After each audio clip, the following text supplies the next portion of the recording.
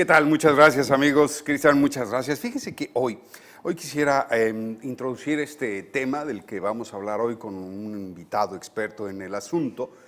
Una película que seguramente ustedes vieron, y si no la vieron se las recomiendo, por favor. El Gran Pez, creo que se llama, si no mal recuerdo. Aquí la parte genial, si usted vio la película, seguramente se preguntó al final de la película, bueno, ¿y todo lo que contaba este señor era cierto o no era cierto? Lo importante, como le decía, es no la historia en sí, sino cómo se cuenta. Es interesantísimo porque la vida toma una dimensión diferente. Podemos hablar de la misma cosa y podemos ser muy escuetos y ralos a la hora de expresarnos de ella, o podemos magnificarla con una riqueza en el vocabulario y con los adjetivos adecuados y con los tonos de voz adecuados y las inflexiones precisas, y se convierte en un poema. Hace un efecto diferente.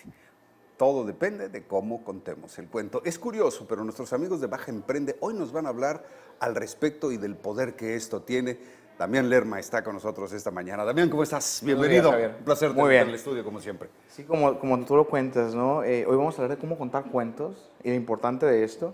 Y lo curioso es que cuando escuchamos la palabra cuento nos lo relacionamos luego con cuentos infantiles. Pero al final de esta plática, y el tema propiamente se llama storytelling en inglés, es entender que este tema en general no solamente es un cuento de niñas.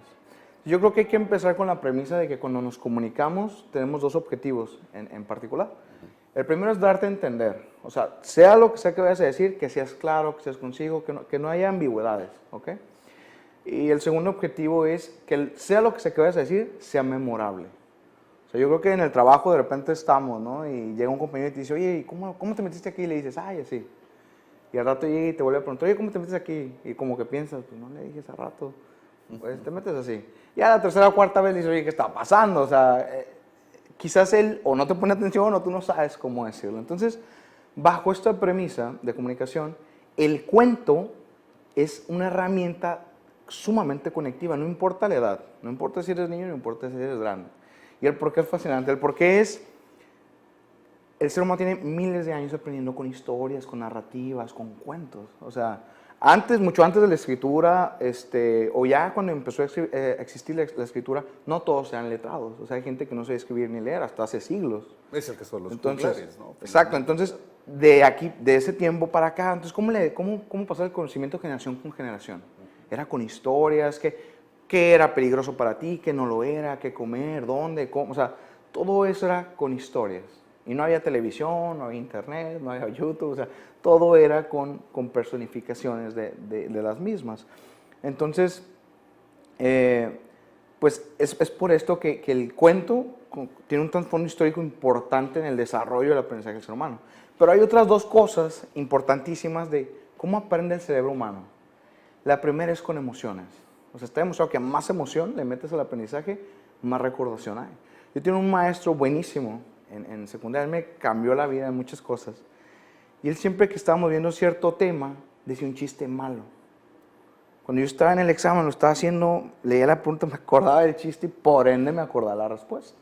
Y un día, a manera de caso curioso, le dije, oiga, profe, o sea, para mí, literalmente hacer un examen de usted es un chiste, porque, o sea, me estoy acordando. Eran chistes malos pero ingeniosos. Yo era el único tonto que se reía, ¿no?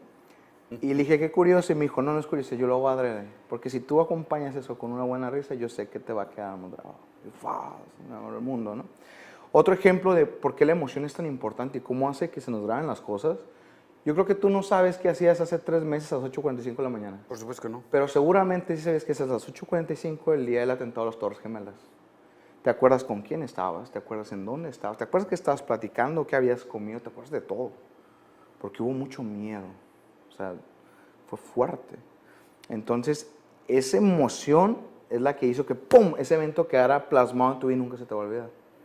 Otra forma en la que el cerebro aprende de manera pues, más natural es hilando, es relacionando. Entonces, yo una vez hace un año tuve la oportunidad de conocer el tema del PNL, de la programación neurolingüística, tan fascinante, ¿no? Está muy suave. Y el maestro, el conferencista, nos aventó 20 palabras al público. No tenía ninguna relación. Sofá, vela, tele, astronautas, no hay una relación. Y al cabo de unos minutos nos preguntó, a ver, ¿de cuántas palabras se acuerdan? Yo creo que el máximo fue 18. Ay, Luego pues seguimos muchas, platicando, sí, seguimos platicando, vuelve a preguntar, bajó a 15. Y así. Llegó un momento en que 8 se me hacían muchas. O sea, en minutos, más de la mitad de la información se perdió. Después de eso, él cuenta un cuento, hila los conceptos y dice, no, pues uno está en el sofá, viendo la tele, se me cayó una vela, en la tele estaba un astronauta, y cuenta un cuento. Tan así que el día de hoy yo me acuerdo de la historia, se me olvidan 2 o 3 palabras. Pero, o sea, fue impresionante, ¿no? Nosotros creemos que el ser humano es como la computadora. La computadora le quieres grabar esta información, literalmente la pones, le pones salvar y se queda ahí. ¿Y tú crees que si tú te quieres aprender esta información, tú nomás ocupas esta información, repetirla muchas veces para que esta se te grabe? Y no, ocupas más información, más palabras. Digamos, te quedas a meter 20 palabras, pero si las hilas con un buen cuento de 200, esas 20 palabras van a estar ahí. Mi mamá toda la vida, siempre que me quería hablar por teléfono, me buscaba en la agenda, años con el mismo celular y me buscaba en la agenda. Cambié el celular y le encontré un sentido a los números y se lo dije así, en este orden y por esto. Hasta la fecha no ocupa checar el directorio, ¿no? Qué bueno que no has cambiado de teléfono. Sí, entonces lo interesante, se le olvida que soy su hijo, pero no se le olvida mi teléfono. Lo interesante es que el cuento reúne estos elementos, o sea, mete emoción e hila conceptos, hila personajes, hila toda la historia. Entonces se vuelve un relato fascinante que llega a ser memorable para la persona que te escucha. Ahora, finalmente, Damián, al entender el poder de la narrativa, de una buena narrativa, de una buena historia, porque al final de cuentas todos lo que hacemos a la hora de comunicarnos o de transmitir una idea, estamos contando una historia y queremos que esa historia sea aceptada por nuestro interlocutor. Claro. Sobre todo en los negocios esto funciona así, no se diga en el comercio o en la venta de servicios. ¿Cómo podemos aplicar esto y qué recomendarías, por ejemplo, desde la óptica de Baja Emprende, que nuestros amigos emprendedores, quienes tienen un negocio, que van a iniciarlo, quienes venden un producto o servicio, qué tipo de preparación deberían de tener para lograr mejorar su capacidad de discurso? Ok, el cómo llegar a ser un buen storyteller, sea lo que sea para un pitch de tu negocio, de tus proyectos, de lo que sea, consta de 2 pilares importantes. El primero es tu capacidad de comunicación, y lo dijiste en la introducción. Cómo dices las cosas, tu lenguaje verbal, tu lenguaje paraverbal y tu lenguaje no verbal es imprescindible. O sea, no puedes contar una buena historia nomás hablando como soldadito, no puedes, o sea, no es emocionante, no captas la atención del cerebro, porque el cerebro necesita muchos estímulos y muchos cambios, ¿no? Y la segunda es la estrategia. Yo te invito a pensar, ¿no? Todas las películas de Disney y de Pixar tienen el mismo esquema, la misma estrategia. Siempre llegan, te presentan a los personajes en su ambiente normal, te ríes, está chistoso, está chusco. De repente descubren algo nuevo, los emociona. De repente hay algo como que malo y el protagonista empieza a preocuparse por algo y los otros personajes lo empiezan como a dejar. De repente hay un problema, nadie lo quiere, se da cuenta cómo solucionarlo, identifica al malo, va por el malo, poco a poco empieza otra vez a ser apoyado por sus amigos, vencen a lo que tenían que vencer. Y al final, todo termina muy feliz. Todos vivieron felices. Y tú tenés como, qué bonito, ¿no? Y esa estructura, al final del día, que estará muy quemada, por decirlo así, sigue siendo efectiva, sigue siendo conectiva. Entonces, si tú vas a hacer un discurso, por ejemplo, para que tus empleados, por ejemplo, entiendan la misión de tu proyecto, de tu empresa, si tú lo logras empatar con una historia, con personajes reales, con vivencias, y que tenga una estructura, o sea, de repente sensibiliza, de repente hay un clímax, de repente hay un chiste, algo. O sea, tu historia se vuelve mucho más poderosa que pegar un papel que todos los días no lo van a leer, que diga misión, valores, lo que sea. No lo van a entender. No como esa historia verdadera. Hace poco lo platicaba con uno de mis mejores amigos. Me decía, mis mejores maestros siempre me han dejado enseñanzas muy fuertes por grandes historias. No porque me dijeran literalmente la información. Fueron grandes historias las que me hicieron, ahora sí que pues trascender, ¿no? Entonces, esta plática, si bien es para un negocio, yo quisiera hacer una puntualidad en el tema de qué es ser emprendedor. Porque en Baja Emprende pues, es un entorno donde nos juntamos emprendedores para aprender y desarrollarnos. Pero de repente mucha gente que ve estos temas y como que le interesa, pero dice, ¿sabes qué? Yo no soy emprendedor. Yo no tengo un negocio, yo no tengo un proyecto. Entonces, como que a lo mejor no me veo muy bien por ahí, ¿no?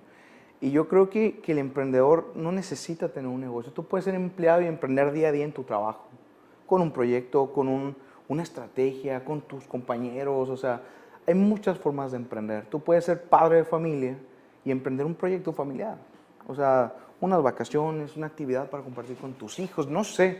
El chiste es que eso es emprender. Emprender es hacer algo que no habías hecho, es dar ese paso, eso nuevo, eso desconocido. Al final del día estás haciendo algo. Y es lo importante. Yo los invito, maestros, sobre todo esta herramienta, mis más grandes profesores y gente que yo he admirado muchísimo, han sabido en algún momento contar un bonito cuento. Y fíjate que lo que dices es fundamental ahora que hablabas de un emprendedor como padre de familia. Yo creo que esa es una de las tareas principales que tenemos. A final de cuentas estamos formando nuevos adultos, nuevos seres humanos.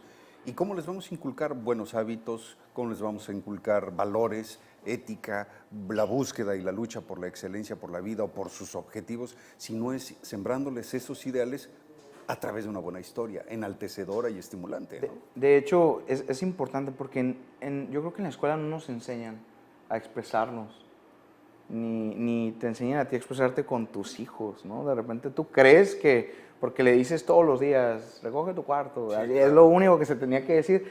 Es que hay formas y pues no, obviamente no nacemos sabiendo esto, pero es una estrategia interesante, es importante. Y repito, no hay edad. O sea, tú puedes contar una historia.